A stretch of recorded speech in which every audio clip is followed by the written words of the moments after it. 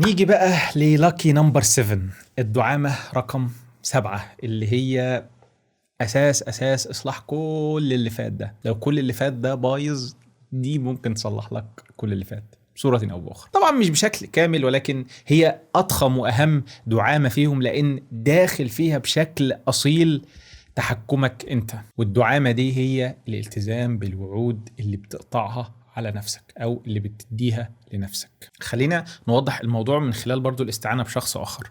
أنت لو ليك صاحب، الصاحب ده ما بيرجعش في كلمته، قال كلمة هينفذ، وعدك بحاجة يوفي بوعوده، قال لك هتلاقيني موجود تلاقيه موجود، جاي لك، تعتمد عليه في كل حاجة.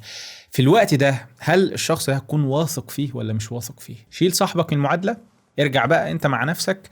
فكرة الوعود اللي بتوعدها لنفسك، الكلام اللي بتلزم بيه نفسك، فكرة الالتزام بتنفيذ الحاجات ديت أساسية وأصيلة ومهمة جدا جدا جدا في موضوع الثقة بالنفس. لأن لو هتعتبر نفسك هذا الشخص الآخر، فالوعود اللي بتديها له ويوفي بيها بتبني الثقة بشكل متراكم. مع الوقت هيكون في evidence أو دليل إن أنت فعلا راجل قد كلمتك، ملتزم بالحاجات اللي أنت بتقولها. لما بتلزم نفسك بشيء بتنفذه، هتوصل لمرحلة إذا قال فعل، حتى لو مع نفسك.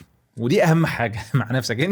مش هتعرف تضحك على نفسك، او الحقيقه معظم الناس بتضحك على نفسهم، بس فكره هتكون متصالح اكتر مع نفسك، عارف حدود قدراتك، عارف لما تقول حاجه معينه فانت قدها، وعارف انك هتقدر عليها وهتنفذها. حطيت تاسك او ليست اوف تاسكس تلتزم بيها، عملت خطه بتنفذها حتى لو ما نجحتش في نهايه الامر، الزمت نفسك بوعد او بالتزام توفيه. مع الوقت انت ذات نفسك بتبقى عارف ان انت قد كلمتك. والمناسبة دي الفكرة اللي اتبنى عليها الفيديو ده كله، فكرة ان هو الانسان ازاي بيبني ثقته بنفسه، ازاي بيكون واثق في نفسه من خلال ان هو بيوفي الوعود اللي بيقطعها على نفسه.